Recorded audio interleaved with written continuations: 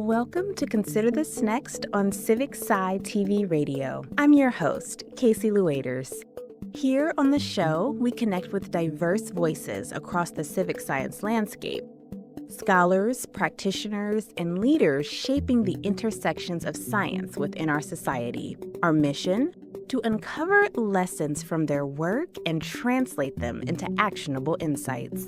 Like all programs from the Civic Science Media Lab, whether on video, radio, or digital print, Consider This Next is here to keep decision makers, from researchers and practitioners to local community members, informed, inspired, and equipped with the latest insights.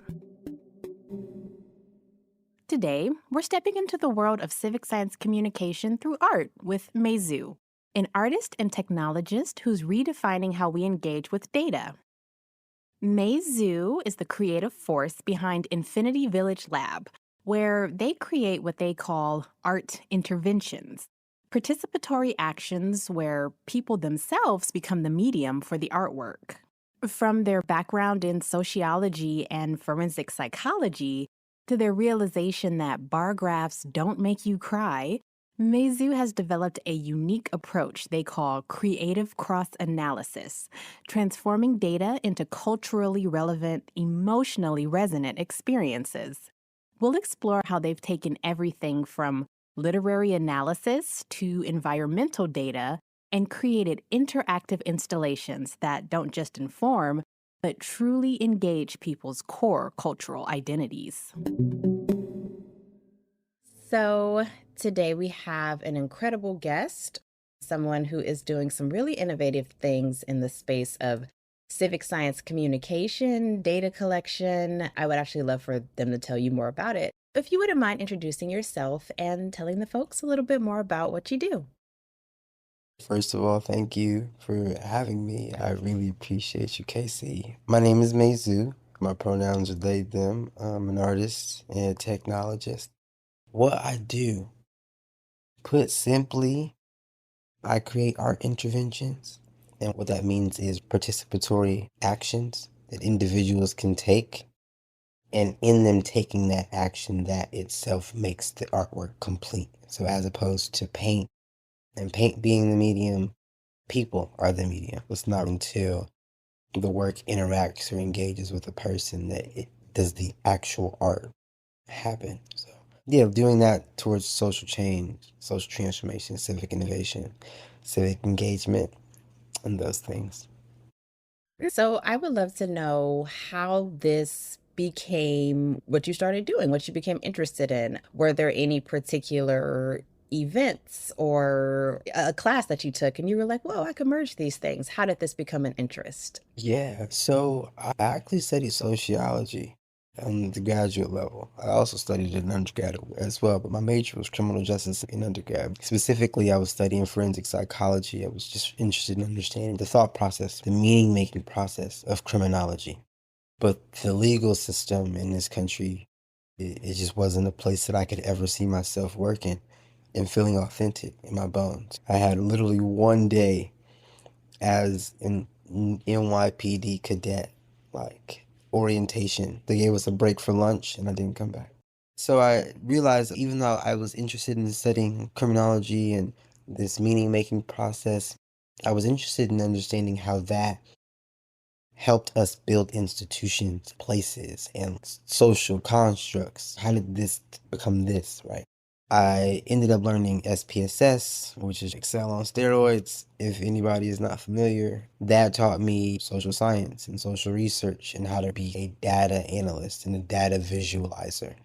And I was doing like independent contracting for a couple of schools and things like that once I graduated, just doing independent evaluation and assessment for their programs. Like, you say your program does this, what ways are you evaluating and assessing that? I would build evaluations and assessments, run those for their programs. Just out of grad school, trying to make some money. And then COVID hit, lost all the contracts.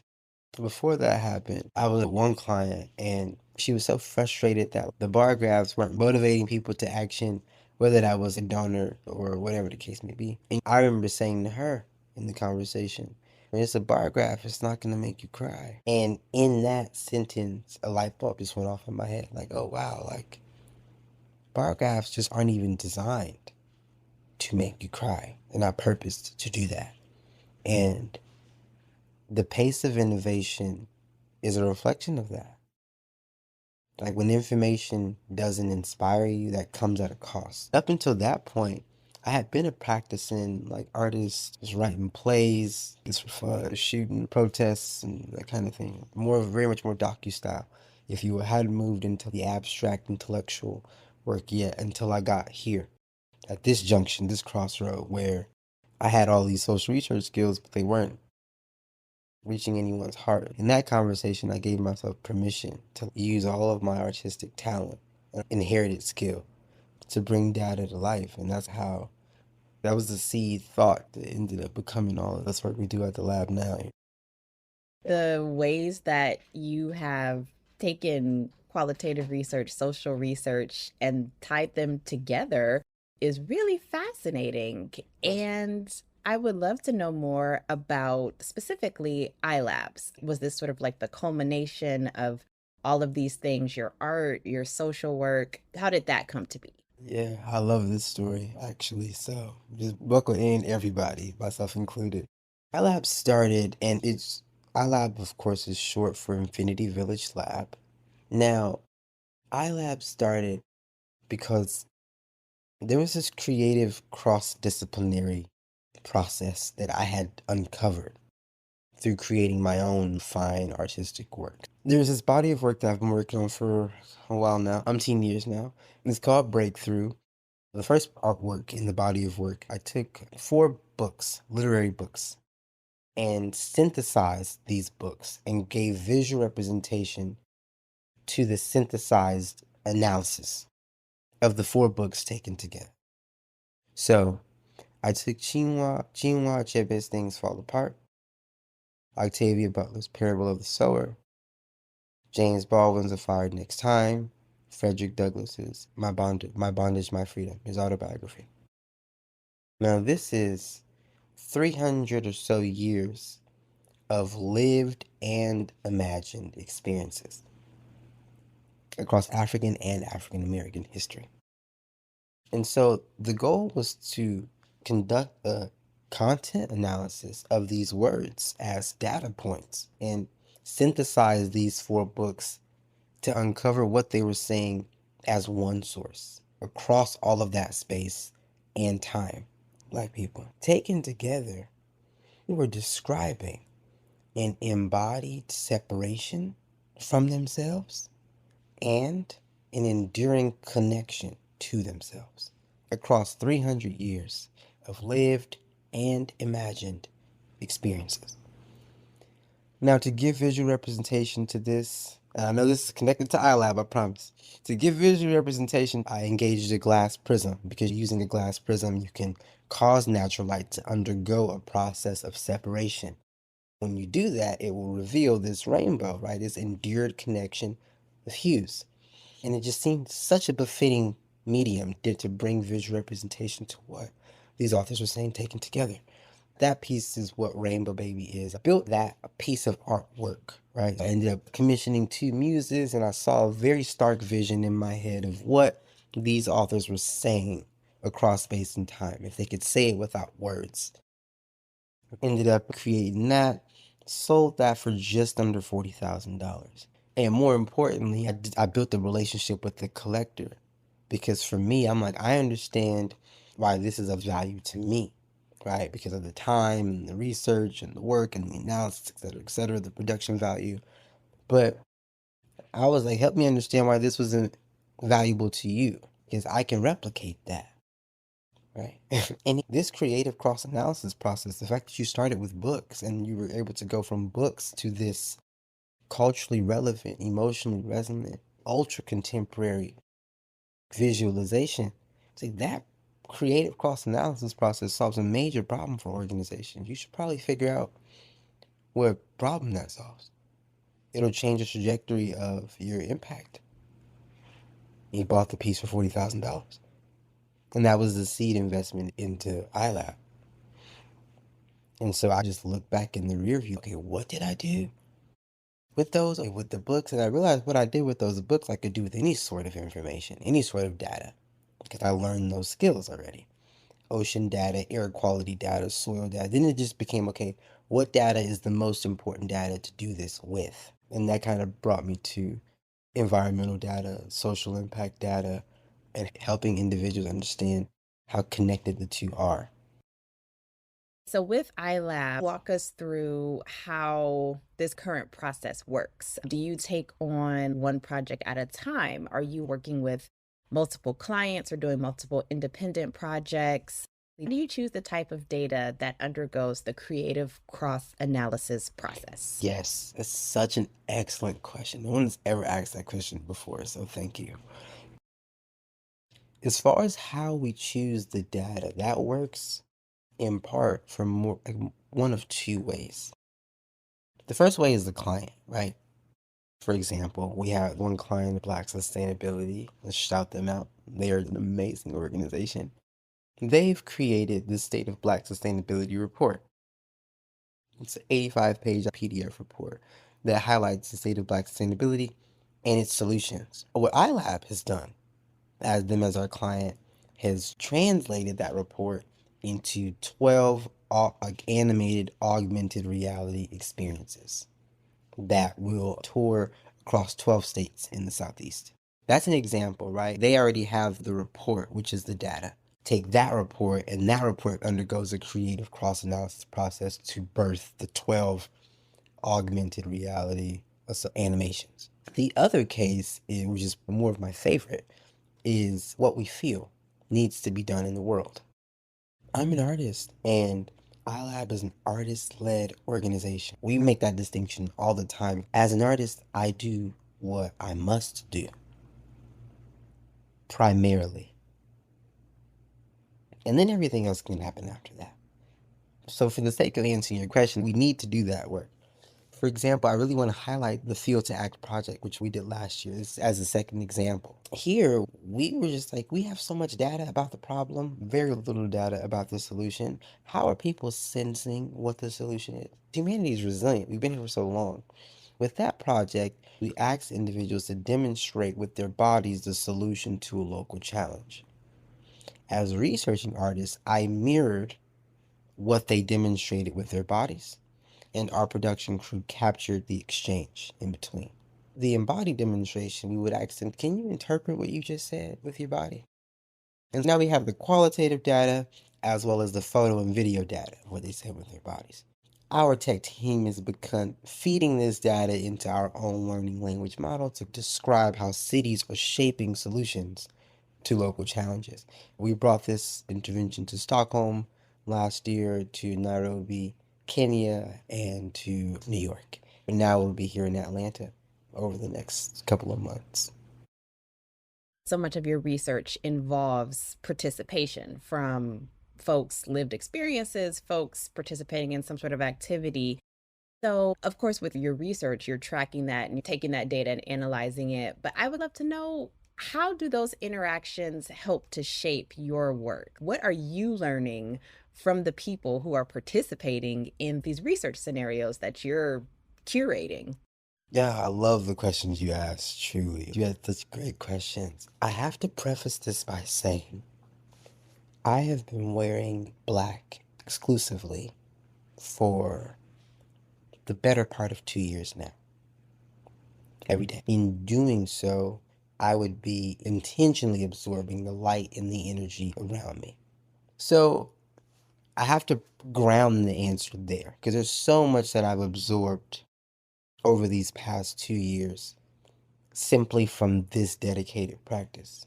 And then on top of that, specifically with the Field to Act project, I think one of the things that I think was most interesting is that we make a really large assumption that this nodding your head up and down, shaking your head yes and no, raising your shoulders, shrugging your shoulders, that's the extent to which we engage in embodied communication as adults, like on a day-to-day. I think the thing that I learned and was most fascinating to learn was watching individuals realize, oh, I have something to say, and I know I'm saying something.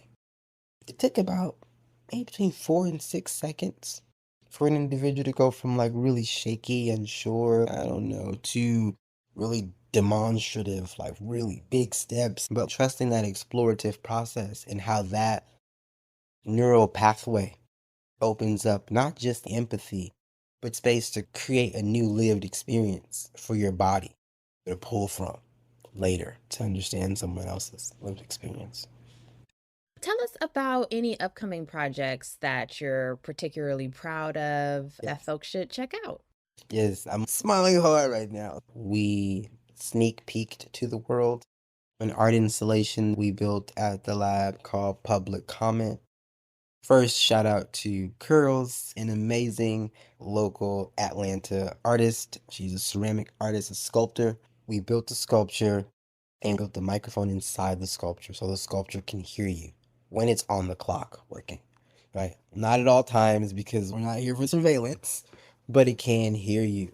What our tech team did is built a speech to text learning language model that allows what is spoken to the sculpture to be converted into text and submitted as public comment. Now, for those of you who may not know, and I'm sure you probably are asking, what do you mean? Here in Georgia, the Public Service Commission is the only publicly elected body that sits above Georgia Power, an investor-owned utility provider. And so in their hearing process where they have to decide whether to approve or deny what Georgia Power presents, there is a portion in which the public can make comment. Now, people don't even know what the PSC is, let alone can take off in the middle of the day to go down to City Hall and make public comment. And so by building this tool, we've allowed hundreds of people who come to any of the galleries in the city or any of the places that will take this over the next year and a half as this PSC hearing cycle is happening to make public comment. So yeah, we built this installation to do what artists are called to do, to ensure that people are really making meaning of their experiences and asking themselves questions about what it means to engage in this thing we call humanity. That's a great point to wrap us up. Almost going back to the beginning of our discussion, where you said you told someone bar graphs don't make people cry. Right now, a lot of folks in research spaces, even journalism spaces, are trying to figure out how can I make facts, data, things that are hopefully going to help people, like attractive to people. There's so much noise, there's so much other things that people are paying attention to. Is there any advice for folks? Of course, everyone's not going to be able to do wide scale interactive art installations, but for folks who are tapping into how do I make this data speak to a wider audience, do you have any advice for them? Yeah, for sure. I think the first step is recognizing if it's trapped behind a screen, then it's trapped behind a screen.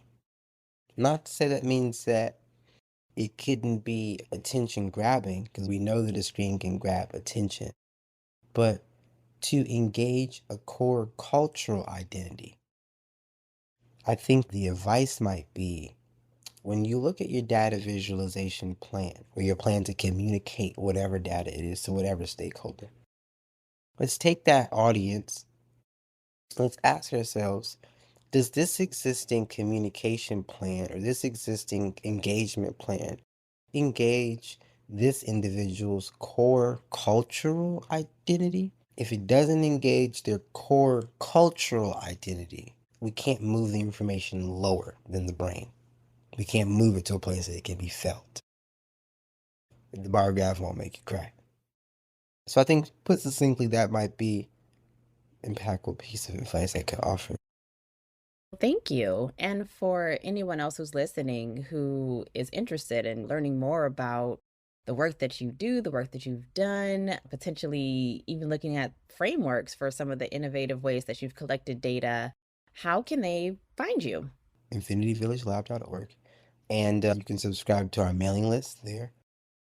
We do our best at keeping folks at least once a month engaged. But I will say, we're artists. We are here when we are here. We are not when we are not, and that is by design. Yeah. So, yeah, that's a pretty good place to start, though, the mailing list. Now that we've heard from Mezu about their approach to civic science communication through art interventions, when it comes to making data and research accessible and actionable for public engagement, consider this next. How might moving beyond the screen engage deeper cultural identities? As Mezu pointed out, if information is trapped behind a screen, it often stays trapped at the level of theory rather than reaching the heart. What would it look like to create physical, embodied experiences around your research or data? Are you designing for participation rather than consumption? Mezu's art interventions require people to act, to demonstrate, to speak, to move, in order for the artwork to be complete. How might your science communication move from passive consumption to active participation? And lastly, does your communication plan engage your audience's core cultural identity? This was Mezu's key insight. Information that doesn't connect to who people are culturally and personally can't move lower than the brain to a place where it can be truly felt and acted upon. What cultural touchstones, values, and identities does your audience hold? Before we sign off, I'd like to offer a big thank you to you, our listeners, for tuning in and engaging with these crucial topics. If you found value in this podcast, please don't forget to subscribe, rate, and review. Your support helps us continue to bring you insightful conversations like this one.